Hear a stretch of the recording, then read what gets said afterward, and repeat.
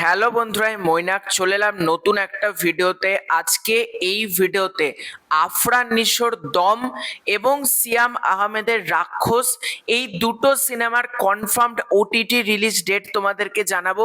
কোন ওটিটিতে কবে দম আসছে এবং রাক্ষস আসছে আজকের এই ভিডিওতে তোমাদেরকে জানাবো। তার আগে ছোট্ট অনুরোধ করব, তোমাদের যদি ভিডিওটা ভালো লাগে ভিডিওতে একটা লাইক করো, কমেন্ট করো। চ্যানেলে প্রথমবার হয়ে থাকলে চ্যানেলটাকে অতি অবশ্যই কিন্তু আগে সাবস্ক্রাইব করে দিও।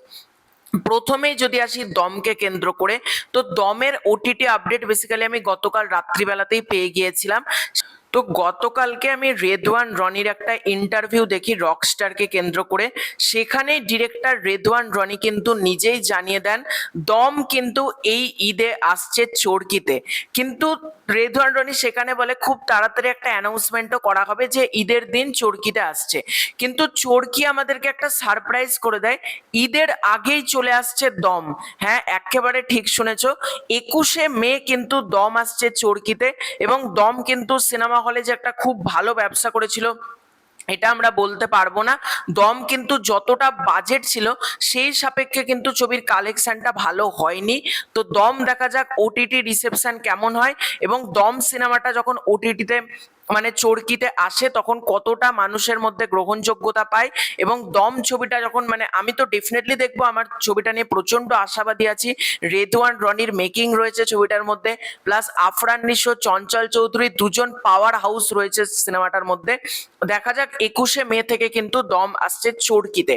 এবার আসি রাক্ষসকে কেন্দ্র করে।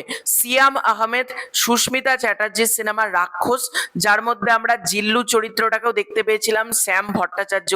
তো এই সিনেমাটার পরিচালক হচ্ছেন মেহেদি হাসান হৃদয়, প্রযোজক হচ্ছেন শাহরিন আক্তার সুমি, অর্থাৎ রিয়েল এনার্জি প্রোডাকশন হাউস। তো রাক্ষস ছবি কোন ওটিটিতে আসছে আমি মানে ধরেই নিয়েছিলাম, বিভিন্ন জায়গা থেকে যেরকম আগে খবর এসেছিল রাক্ষস কিন্তু চরকিতে আসার কথা ছিল, কিন্তু রাক্ষসের ওটিটি প্ল্যাটফর্ম চেঞ্জ হয়ে গিয়েছে। মানে এটা আমাকে অনেকটা অবাকই করেছে, কারণ রাক্ষস কিন্তু চরকিতে আসারই সম্ভাবনা বেশি ছিল।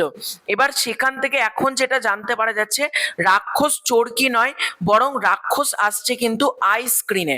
আই স্ক্রিনে কিন্তু রাক্ষস আসছে, এরকমই বিভিন্ন ভেরিফাইড ফেসবুক পেজের মারফত জানানো হচ্ছে যে আই স্ক্রিনে কিন্তু ঈদের দিন অর্থাৎ 26 অথবা 27 যে কোনো একটা দিনে কিন্তু রাক্ষস প্রিমিয়ার করে যাচ্ছে আই স্ক্রিনের পর্দায়।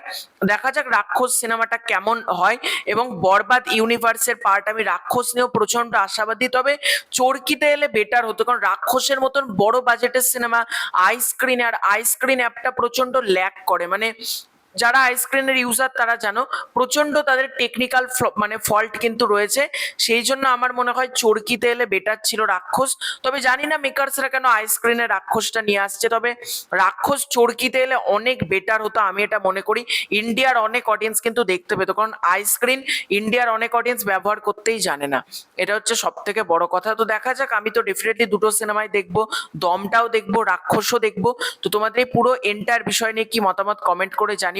খুব শীঘ্রই দেখা হচ্ছে নতুন কোনো ভিডিওতে। চ্যানেলে প্রথমবার হয়ে থাকলে সাবস্ক্রাইব করে দিও। Bye bye.